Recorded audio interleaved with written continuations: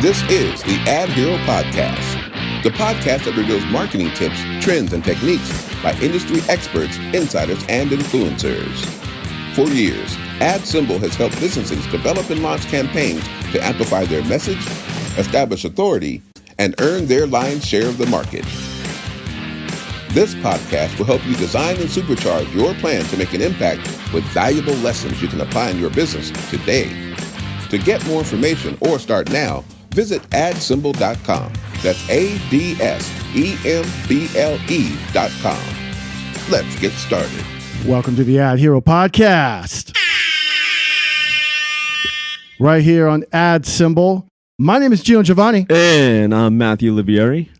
Peaked right there a little bit. Peaked right there? Yeah. Peaked right there a little bit. And we are your personal AdHeroes. Welcome to episode 52, NFTs, Reshaping Branding.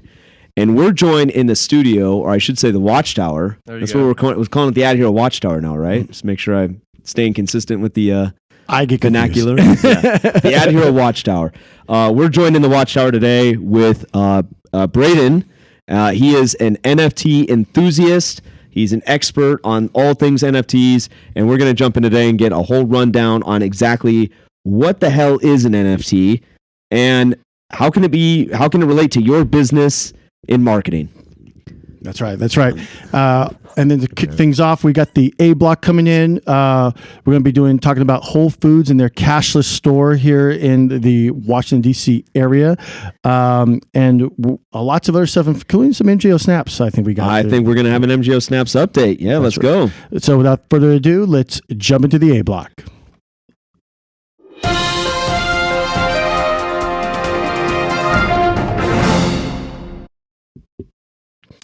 All right. Whole Foods.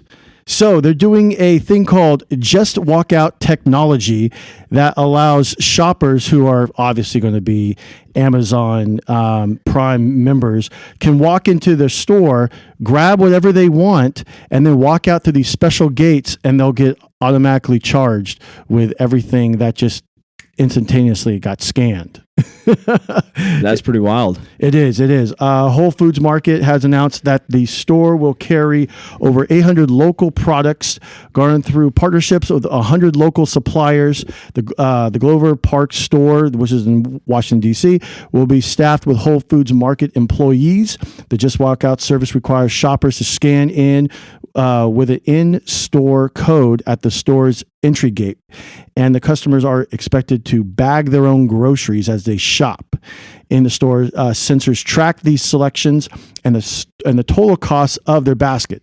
The shoppers can scan out of the store and receive an emailed receipt. Shoppers who wish to opt out of the service can access through the store's own gate and pay at the register, which allows them to pay via self-checkout. That's very convenient. It is. Yeah, that does seem like a big time saver. Self-checkout on steroids right there. Matthew, will you be switching your shopping over to Whole Foods? And if so, will you be participating in the Just Walk Out? Yeah, I'll just be walking out with a bunch of free groceries. It seems to be the thing in the Bay Area to do that. I don't see how they're gonna solve the leakage or breakage or whatever they call that term nowadays for people that just cleverly kind of conceal the stuff they're grabbing off the shelf, because I imagine it's like a series of like cameras in the sky or like videotaping like what you're grabbing and somehow I mean, I don't know how the technology works. I'd have to kind of see it in person. But you know what? This is actually kind of breaking news.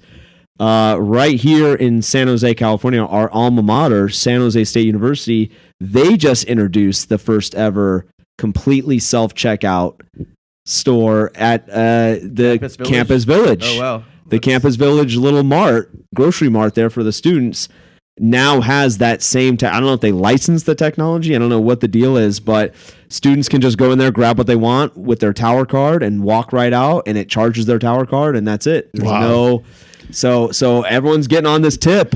There was a tiny store in Campbell that also had the same thing. You just walk in and then you walk out with it. Yeah, but I don't think they had sensors though. I think people were just walking and walking. Is that what they were doing? Okay, gotcha. It's an interesting concept, but it remains to be seen how effective it is in terms of, like I said, capturing exactly all the stuff that people grab off the shelves. But I think correct me if I'm wrong, but Whole Foods is now owned by Amazon. That's correct. That's correct. I think Amazon's in a position where they can afford a little leakage. Yeah, exactly. I don't think Jeff Bezos is losing sleep at night if someone takes an extra can of peas off the shelf or something like that. It's the beginning of the end of the cashier.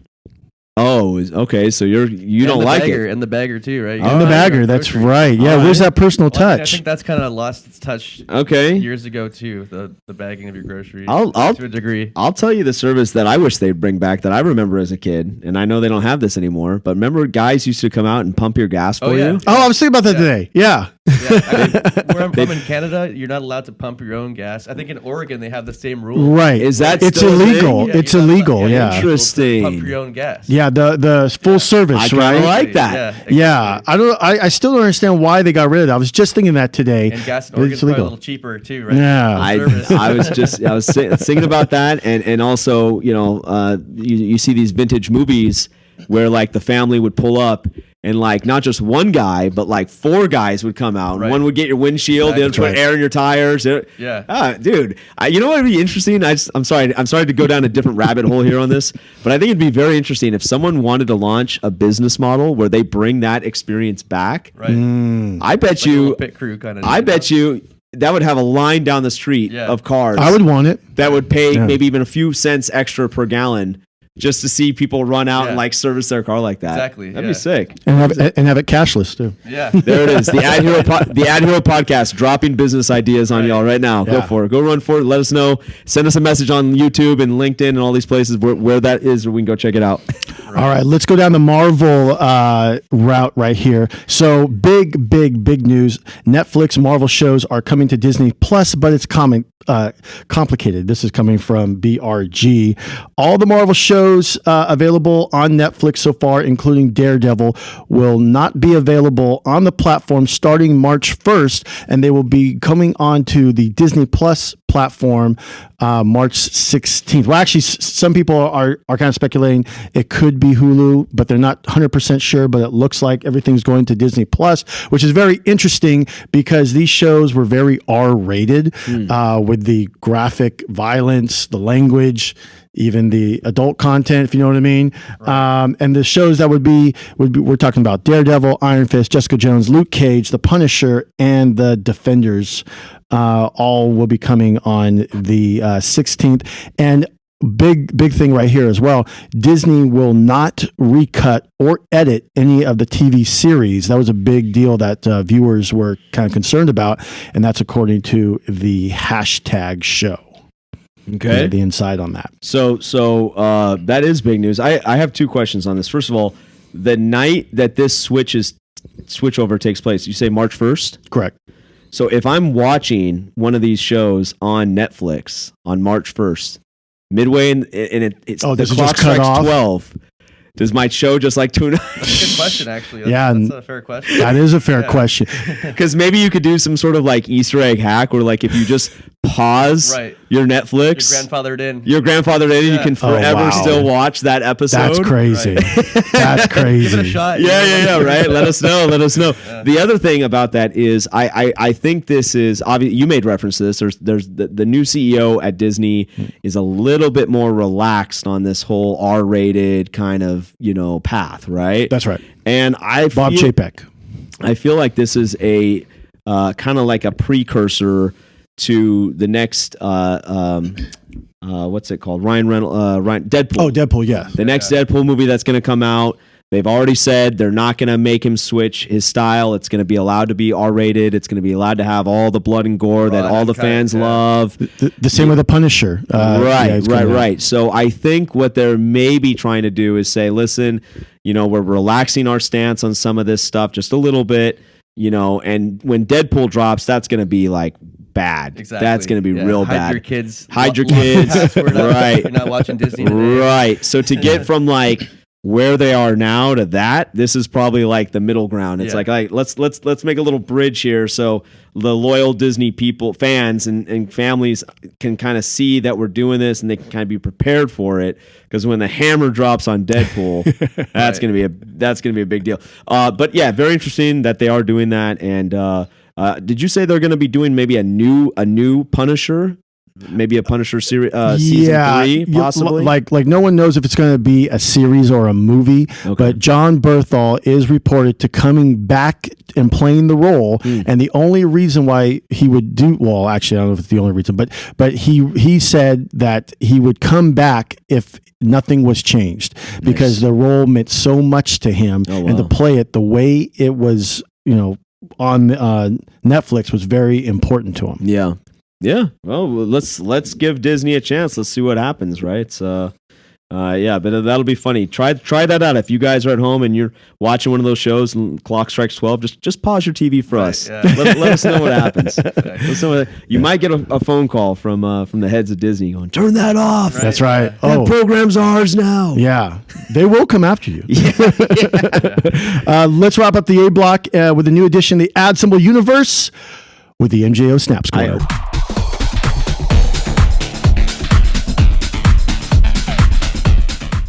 MJO Snaps update. Yeah, we just did a live stream today. This is on twitch.tv/MJO Snaps. Big game release today, Elden Ring. This is from the same makers of the Dark Souls series. From Software is the name of the company.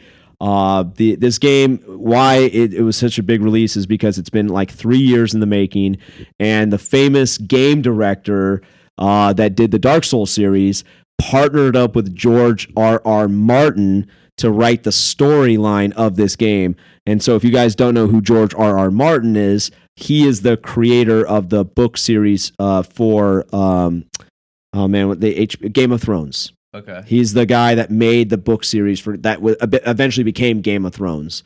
So he's very into the whole like lore of, medieval times and all this kind of different stuff. He partnered up with this very world famous game developer. They collaborated on this game, the story, the design, the characters. And so people have been waiting for like 3 years for this game to drop. It literally came out today. We just did a stream on it. It was super fun. A lot of people like coming in the chat talking about it. So stay tuned for more updates on that. But we're going to be integrating some amazing things that you got with our business AdSymble that you guys can kind of be a part of with the live streaming. But more importantly, we just want you guys to take advantage of being a part of live streaming. Geno, the interesting thing about Twitch and all these different platforms now, YouTube, etc., it's not only just for gaming now. You could go on there. There's people on there that have political shows. There's people on there that do cooking shows. You can do anything. Right, so you could even have a show about NFTs. Yeah, exactly. Workout program shows. That's right. Whatever it may be. So, if you own a small business, take a look at these outlets, at these channels as a free additional places where you can kind of put yourself out there in interesting ways and build audiences, because 2022, the buying experience is all about the holistic exposure to the experiences that you provide, right? So, in our core business, it's, in advertising, marketing, advertising, billboards, outdoor advertising. But we have found by having the podcast, by having a live stream, by having all these different things, we actually attract a bigger pool of people that are eventually interested in all the different products and services because they're connected to us in different ways. So it could work for your business. Look into it. That's why we're taking time in the A block to kind of make mention of things happening over there. And you got any other questions about that, Geno, or did I pretty much cover it? I think you covered it very well. Yeah, very good. Oh, how did they find you on Twitch? Twitch.tv/MJO Snaps. And when do you do your live show? Mondays and Thursdays, usually about 1 o'clock Pacific Standard Time. And then randomly we sprinkle in Wednesday night shows, Friday night shows. Watch parties. You can literally boot. I did a thing for the 49er game. That was awesome show, which was really cool. Yeah, Geno, check that out. You were a good sports commentator. I was shocked. Thank you. I appreciate that. Call it like I see it. But it is important to mention that another reason why we're doing this is because I wholeheartedly believe that this is a snapshot of the future of television entertainment. I think 5 to 10 years down the road, I'll say 5 years down the road, actually. I believe almost every single aspect of television entertainment will have this live interactive component to it, where you're not just watching the show yourself, you're watching it with 50,000 friends. Yeah, exactly. And just the way the world is these days. And everybody can comment on what's taking place. Yeah. And I think Twitch is onto this. They've cracked it, and there's 6 million streamers every single month doing this across the globe. So it's a big deal. Get involved with it now so you're not behind the times 5 years from now. That's the advice there. All right, Geno, should we wrap up the A block? Let's do it. Let's wrap up the A block.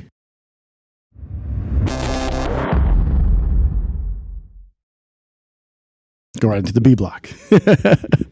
All right, let's get into the meat and potatoes, everything. Talk about NFTs. What is NFTs? The definition is a non-fungible token, is a unique digital asset that represents ownership of real-world items like art, video clips, music, and more. NFTs uses the same blockchain technology that powers cryptocurrencies, but they're not a currency. The super rich have been known to invest in art for many years. It's no secret. It's more of like an investment. Now that everything has been bought, what can you invest in now?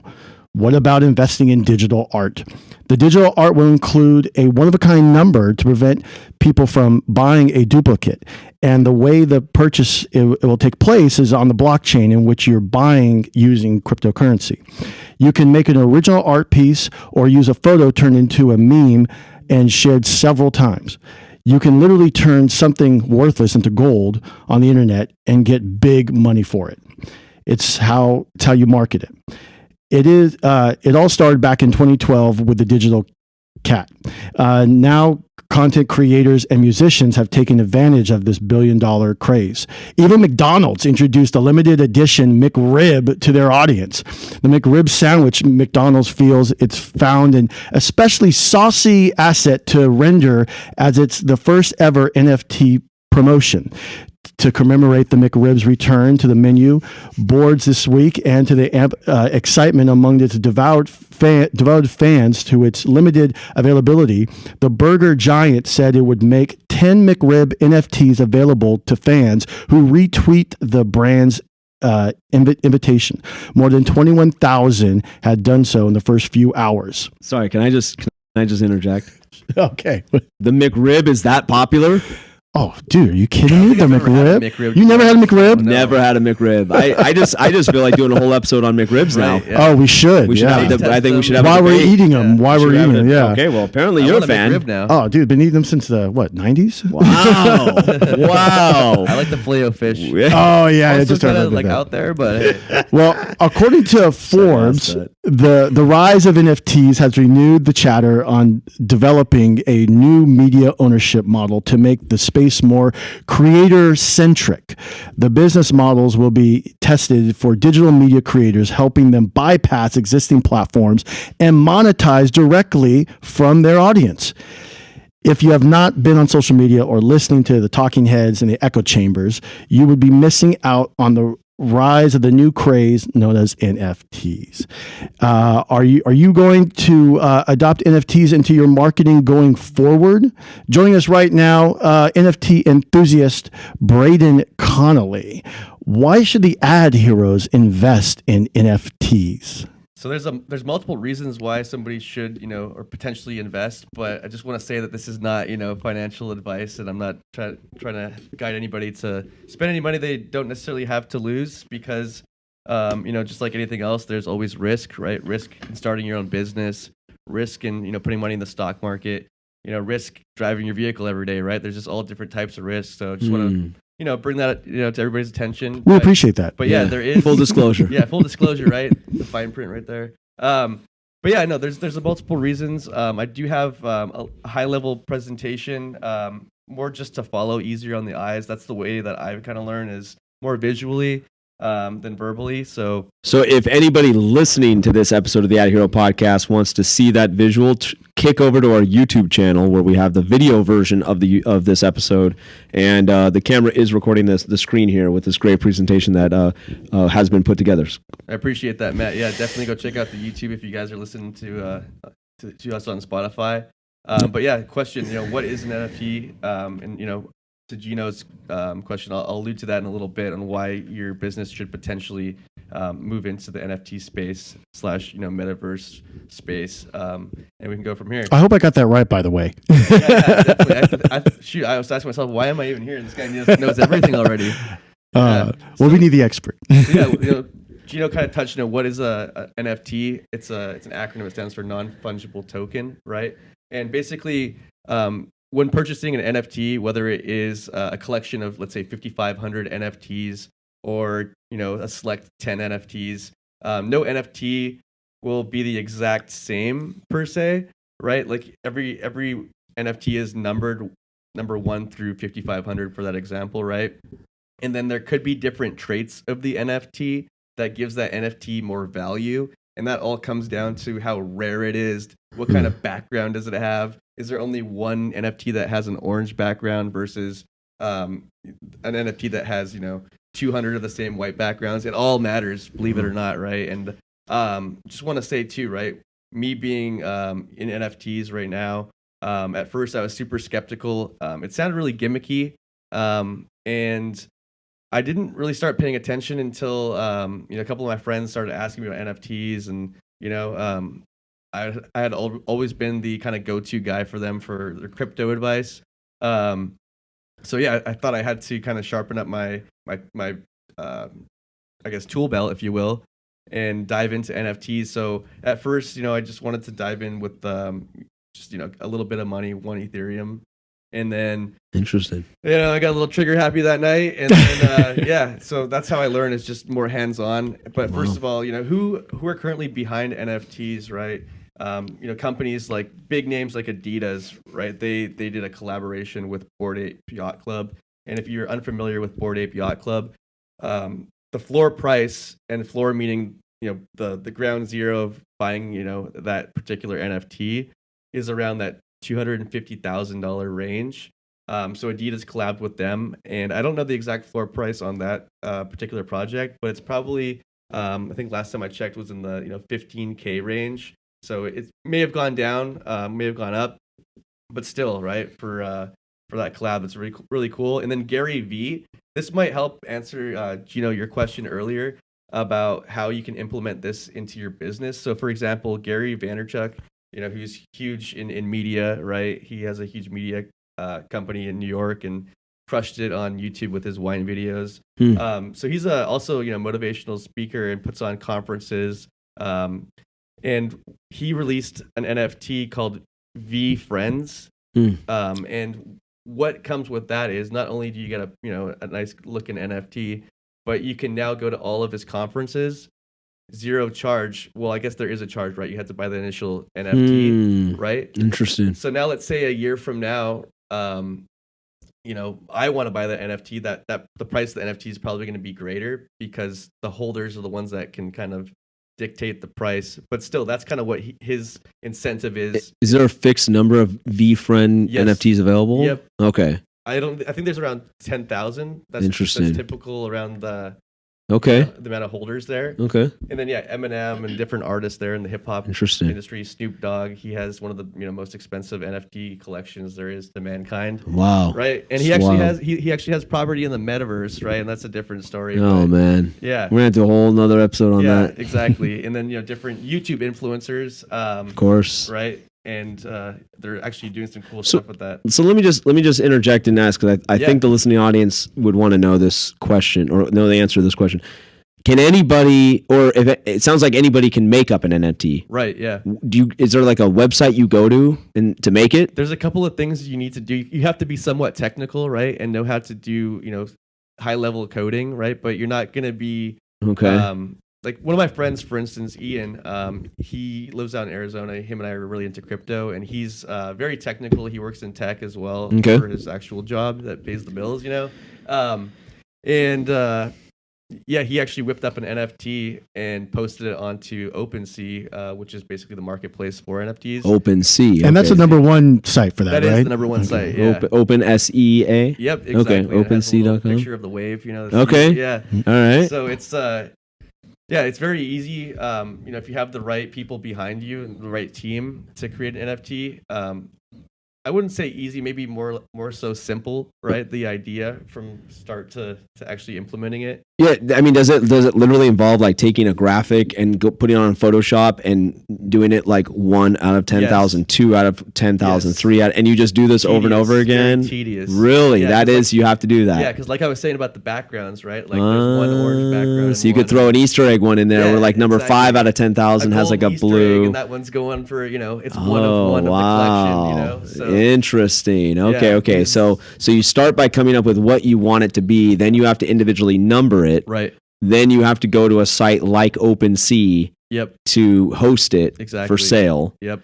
But you can't buy it with like US dollars. No. You have to buy it with crypto. Right. Yeah. So this is basically the process right here of how to purchase your NFTs, right? So typically, 9 times out of 10, a decent project will be on, the Ethereum network, which OpenSea runs on.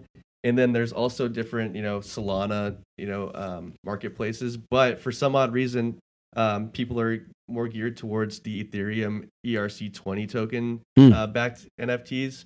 Even though Solana is cheaper for like gas prices and what have you. But that's, I don't want to dive too deep there. But yeah, you buy the Ethereum, connect your wallet, whether it be, a Coinbase wallet, not Coinbase application, the wallet, which is a separate app from Coinbase, then or a MetaMask, or there's a lot of different things that you can do to plug into the Web3 world. And then yeah, like I said, go to OpenSea.io, and that's what the logo looks like right there. Select which NFT you want to buy, and that's actually my NFT down there on the bottom right. And yeah, there you go. That's an original one you made? No, that's one I bought. Oh, that's the one you bought. Okay. Yeah. Oh, that's sick. You guys got to, again, if you guys are listening to this episode, hop on over to our YouTube channel. You can see graphic, on camera, Braden's NFT that he bought. This is very fascinating though, because again, like you said, there's some hoops you got to jump through just to even participate as a buyer. Yeah. You got to jump through these hoops, let alone if you want to be a seller. No, exactly. It's even more hoops to jump through. Yeah, that's kind of wild. Being Yeah. a buyer is easy, right? But being a project owner / seller, and because there's a lot of stuff that goes on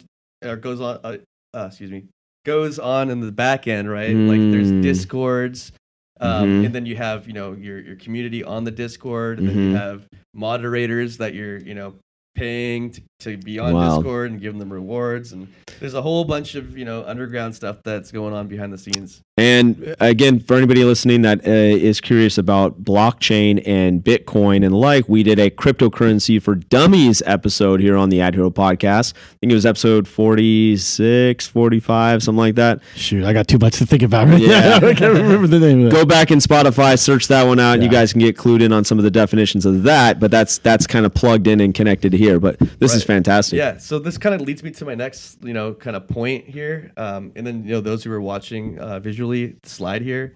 I didn't want this to be a slideshow and, talk like a robot or anything, but I think this just helps kind of all of us here stay on track, especially myself.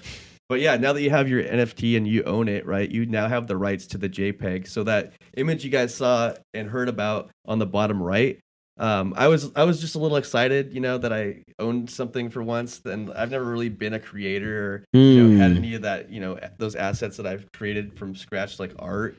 So I was just super excited that I had the design that I kind of have the copyrights to, basically.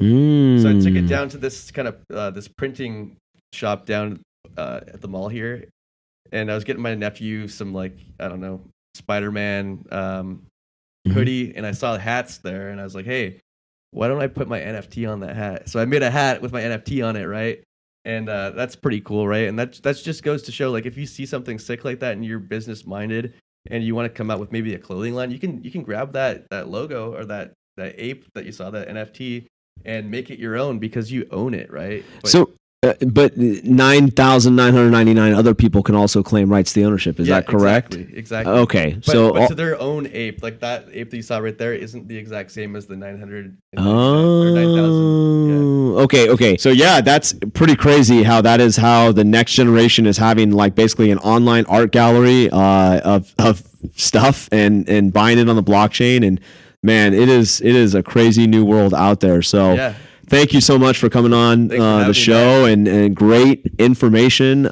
Geno, anything else to throw in there to add? Do you want to plug something? Yeah, so I guess you can check out my Instagram. There you go. And then also my LinkedIn if you want to connect. Outside of NFTs, I'm an account executive for an enterprise software company. Nice. So I always like to connect and grow my network. Perfect. We'll throw your LinkedIn and stuff in the show notes. How do they find you on the Instagram?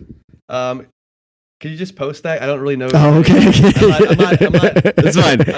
I'm not crazy about my Instagram. That's all fine. Good, that's fine. all That's good. fine. It's all All good. good. Okay. And of course, they can find your artwork on OpenSea. Yeah, exactly. They can look your name up over there. That's right. And my OpenSea profile, it is Rarity King 1. We'll definitely include that then. Perfect. That would be a good link to put on the show notes for There sure. we go. Here we go. That's Yeah. a good idea.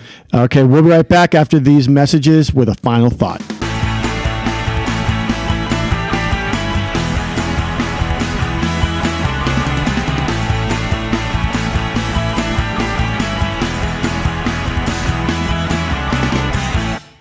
All right, welcome back to the program. Matthew, how about a final thought? Well, final thought is this. This is a crazy world we're living in, man, with in many regards. But when it comes to this whole metaverse, Web 3.0, NFTs, crypto, the thought I have is don't get left in the dust. No. You know, you got to start. If you're a small business owner at any, and we know we look at the stats. We know we have people listening to the podcast in all different age brackets. And the takeaway thought is, if you're someone that is not growing up with this right now, you need to put extra homework time into studying it and getting caught up on it, because it's going to be the way that future business is transacted, is through blockchain, is through things like NFTs and stuff like that. So the sooner you can get ramped up on this, the better for you, the better for your business, to have it be something that people can transact on for your company. And maybe you can even have a branded NFT for your business that you sell and could help you grow your company. So yeah, that's this has just been an amazing episode, man. How about yourself, Geno? Oh, I had so much fun, and it's actually good to have a in-house guest. We haven't had that in quite some time. This is our first in-house guest in probably 2 years. Yeah, Nice. Long time on Zooms and everything else. What a So privilege. exactly. What a yeah, It's really good. It's really good. We had Really to good. dust off the extra chair. Right? Yeah. Someone else is here I now. was What do you got sneezing for- and coughing earlier. Yeah. I wasn't. All right. So follow us online at social media at @symbol on our YouTube page. Give us a like, subscribe, and hit that notification bell to be notified about the any future there it is. AdHero podcast premieres. And as always, don't forget to leave a comment, question below, and let us know your thoughts. Also, just like Matthew alluded to earlier, we are coming to Rumble. We're going to be putting some extra content on there. And then also you can be checking this out on video utilizing the new Spotify video feature. Yeah, we got invited to the private beta of that thanks to you guys making the show so popular. So check out video on Spotify. Pretty cool. That is. And I want to give a big ups to Anchor, who had that big invite to Spotify. Anchor.fm. That's right. Shout out Anchor. For inquiries and more information about the outdoor advertising, visit our site, adsymbol.com. Find the AdHero podcast on all major podcast platforms. Thank you for tuning in to the AdHero podcast. My name is Geno Giovanni. And I'm Matthew Olivieri. And this has been Great. Braden Connolly. Sorry. Signing out.